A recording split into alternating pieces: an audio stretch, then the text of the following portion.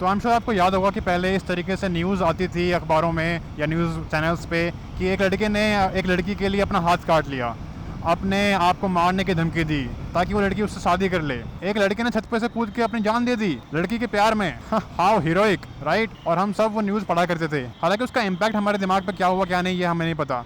और इनफैक्ट मुझे ये लगता है कि अभी भी बहुत बड़े लेवल पे टीयर 2 और टीयर 3 सिटीज़ में ऐसा होता है। स्पेशली जो अब नया कल्चर चल गया है इंडिया के अंदर, सिंपिंग का। तो ये जो प्रवृत्ति है लड़कों की या फिर लड़कियों की ऐसा करने की, अपने आप को हार्म करने की ताकि दूसरों पे वो दबाव डाल के उनको हासिल कर सके, ये अभी भी बहुत ज़्यादा प्रेवलेंट है अकॉर्डिंग टू मी। क्योंकि एज ए सोसाइटी हम लोगों ने ज़्यादा सोशल चेंजेस एक्सपीरियंस किए नहीं हैं अपने इंडियन सोसाइटी में, इंडियन कल्चर में। तो ऐसी खबरें अब मेन स्ट्रीम न्यूज़ नहीं बनती होंगी, मगर होती ज़रूर होंगी। इसका मैं आपको एक दूसरा एग्जांपल देता हूँ। आप ये कानून वापस ले लो वरना हम धरने पे आ जाएंगे। आप ये रूल्स चेंज कर दो वरना हम प्रोटेस्ट करेंगे, आमरण अनशन करेंगे, फलाना डिगना। So this is the second example of the same concept by the way. दूसरों के ऊपर दबाव डालना अहिंसा के नाम से। Now I am not saying कि इस कॉन्सेप्ट में कोई प्रॉब्लम है, बट जिस तरीके से इस कॉन्सेप्ट को यूज़ किया जा रहा है और किया जाता है हमारी कंट्री में, उसमें प्रॉब्लम है। हाँ, तो गाइज मैं ये कह रहा था कि अभी बहुत बड़ा सीन हुआ मेरे साथ भाई, मगर बताऊँगा कभी आपको उसके बारे में। ये वीडियो ज़्यादा इंपॉर्टेंट है। तो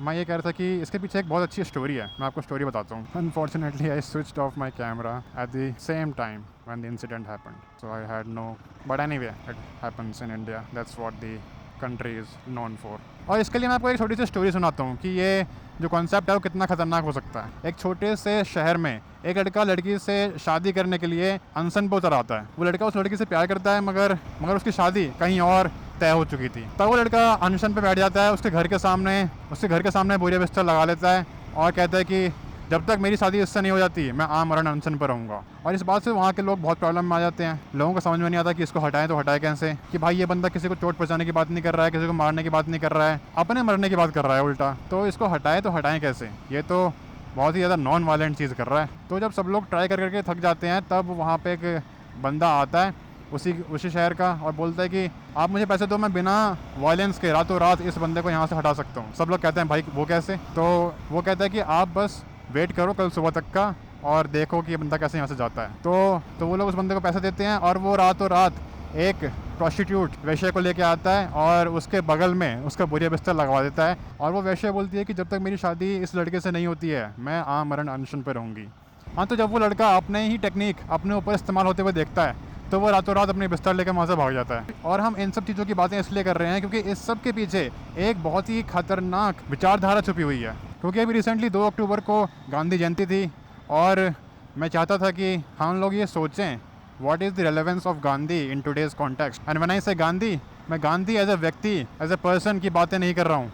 मैं सिर्फ और सिर्फ उनके विचारों और उनकी आइडियोलॉजीज़ की बातें कर रहा हूँ। So according to me Gandhi's ideology was absolutely political in initial years, and then after that it was turned into past driven spiritualism। Gandhi ji obviously एक बहुत ही निपुण पॉलिटिशियन थे ना। गांधी जी के बहुत सारे कॉन्सेप्ट्स थे जैसे कि ट्रुथ, सत्याग्रह, सर्वोदय और नॉन वायलेंस।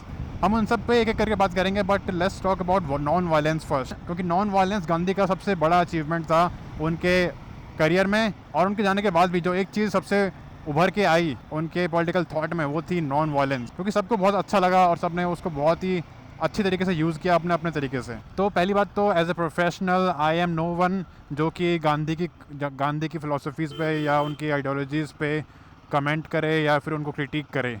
मेरे पास उतनी क्वालिफिकेशन नहीं है, ना ही मैं उसे अर्जित कर पाया। मगर as a citizen of this country and as a human being I can always have my opinion. तो मैं अभी सिर्फ अपना ओपिनियन ही शेयर कर रहा हूँ गांधी के कॉन्सेप्ट के ऊपर। सो फॉर एग्जांपल हम जब भी किसी कॉन्सेप्ट की बात करते हैं, चाहे वो डिप्लोमेसी हो या फिर फेडरलिज्म हो या फिर इक्वालिटी हो, सो हम लोग हमेशा किसी न किसी एक वेल नोन पर्सन का या फिर उसके बारे में जो सबसे बड़ा चिंतक रहा है हमारे इतिहास में, उसकी बात करते हैं, उसकी चर्चा करते हैं। So whenever we talk about equality, fraternity and liberty, हम लोग हमेशा फ्रेंच रेवोल्यूशन में रूसो की बात करते हैं। Whenever we talk about the labour class या फिर प्रोलेटेरिएट्स, हम लोग हमेशा कार्ल मार्क्स की बात करते हैं। या फिर whenever we talk about the capitalism, हम लोग हमेशा एडम स्मिथ की बात करते हैं। So when it comes to non violence, मुझे ये समझ में नहीं आता कि हम लोग गांधी की बात क्यों करते हैं। Is it because he is the recent one to talk about on this concept, क्योंकि मेरे अकॉर्डिंग रियल नॉन वायलेंट इंसान अगर कोई रहा है हमारे हिस्ट्री में तो वो थे गौतम बुद्धा या फिर महावीरा, क्योंकि उन्होंने कभी भी अपने नॉन वायलेंस को किसी के ऊपर इम्पोज नहीं करा, चाहे उनके पास कोई आया हो या ना आया हो। वो लोग नॉन वायलेंट इसलिए नहीं थे क्योंकि वो अपने नॉन वायलेंस का प्रचार करते थे, वो इसलिए नॉन वायलेंट थे क्योंकि लोग उन्हें नॉन वायलेंट समझते थे, वो अपीयर होते थे as a non violent person. और जहाँ तक हम बात करते हैं गांधी जी के नॉन वायलेंस कॉन्सेप्ट की, तो वो कहीं से भी नॉन वायलेंस नहीं लगता है, एटलीस्ट मुझे तो नहीं लगता है। It is as harmful as any other concept can be. तो आई थिंक पॉलिटिशियंस ने अपने फ़ायदे के लिए गांधी के हर कॉन्सेप्ट को इतनी ज़्यादा तरीके से तोड़ मरोड़ के यूज़ करना शुरू कर दिया कि उसका रियल एसेंस कभी लोग समझ ही नहीं पाए। गांधी जी ने अपने नॉन वायलेंस को ब्रिटिशर्स के अगेंस्ट यूज़ किया था as a weapon, not as a peace treaty. Britishers के अगेंस्ट जब उन्हें कोई और टूल समझ में नहीं आया लड़ने का, जब उन्हें नहीं समझ में आया कि हम लोग उनको हथियारों से हरा सकते हैं या फिर वायलेंस से हरा सकते हैं, maybe then he figured out कि जो ये नॉन वायलेंस का तरीका है अपने आप को हार्म पहुंचाने का, अपने आप को विक्टिम बता के अपना काम निकलवाने का, मे बी वो हमें बहुत ज़्यादा हेल्प कर सकता है ग्लोबल सपोर्ट पाने के लिए। He did get all the global support against the Britishers. तो मे बी उनका जो कॉन्सेप्ट है वो एक अथॉरिटेरियन रिजीम, एक तानाशाही के अगेंस्ट बहुत अच्छा चल सकता है। It could be a really good helpful technique and helpful weapon, but how can you implement such a concept, such a अपने स्कूल के बच्चों को कैसे पढ़ा सकते हो कि अगर आपको कोई चीज़ ना मिले तो उसके अगेंस्ट प्रोटेस्ट करना शुरू कर दो, अपने आप को हार्म पहुंचाना शुरू कर दो, अपने आप को मारने की धमकी दो, अपने आप को भूख हड़ताल पर रख दो ताकि वो चीज़ हमें मिल पाए। How can we teach these kind of psychological warfare to our children in the name of non-violence? I don't think this should be permissible. We need to rethink about the uses of non-violent techniques of Mahatma Gandhi. हमें दोबारा से पुनर्विचार करने की ज़रूरत है कि महात्मा गांधी कौन सी टेक्निक्स इस समय पर रेलेवेंट है या नहीं है, कौन सी टेक्निक्स अभी रेलेवेंट है और कौन सी टेक्निक्स पहले रेलेवेंट थी। जहाँ तक सत्याग्रह की बात है, मुझे कहीं से नहीं लगता कि एक डेमोक्रेटिकली इलेक्टेड गवर्नमेंट के अंडर कोई अपने आप को हार्म पहुंचा के अपने काम करवाने के तरीके को सत्याग्रह बोलना चाहिए।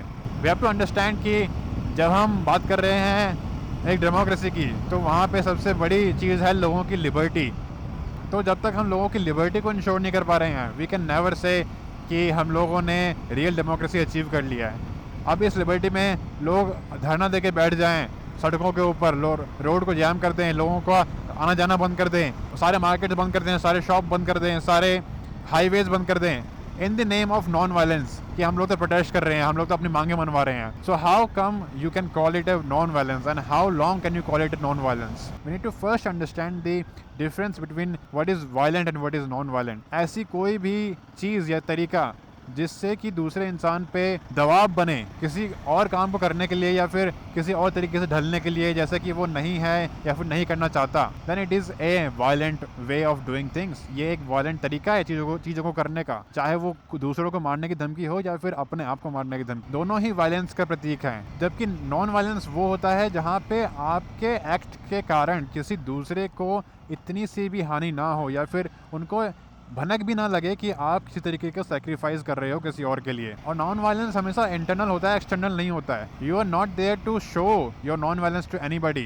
तो दोस्तों, ये मेरा ओपिनियन है गांधी के नॉन वायलेंस और सत्याग्रह के ऊपर, and I totally understand that I could be absolutely wrong. मैं बहुत सी चीज़ें गलत समझ रहा हूँ या फिर बहुत सी चीज़ें गलत कह रहा हूँ, और मैं उसे एक्सेप्ट करने के लिए बिल्कुल रेडी हूँ। मगर मेरा मानना तब तक यही रहेगा जब तक कि कोई मेरे थॉट्स को या फिर मेरे ओपिनियंस को चेंज करे with different perspective and different facts.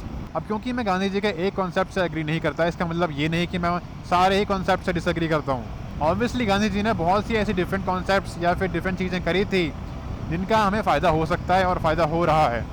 जहाँ तक बात है सर्वोदय की, जन स्वराज की, तो वो one of the great things and great concepts जो गांधी जी ने हमें दिए थे। ऑब्वियसली हर इंसान को अपने ऊपर शासन करना आना चाहिए। We should not be a slave of our senses और आवर माइंड और anything that controls us through the outside. और जहाँ तक सर्वोदय की बात है, हर जो कि गांव से रिलेटेड है, हर गांव अपने आप में सेल्फ सफिशिएंट होना चाहिए। वहाँ का प्रोडक्शन, कंजम्पशन और डिस्ट्रीब्यूशन, तीनों ही चीज़ें उस गांव के अंदर होनी चाहिए, किसी और तीसरी चीज़ों पे डिपेंड नहीं होना चाहिए। So I totally agree with that and it's a great concept. So I hope you like this video, और अगर आपको ये वीडियो अच्छी लगी तो please subscribe the channel and hit the like button and tell me in the comments आप गांधी जी के कौन से कॉन्सेप्ट से एग्री करते हो और कौन से कॉन्सेप्ट से डिसएग्री करते हो।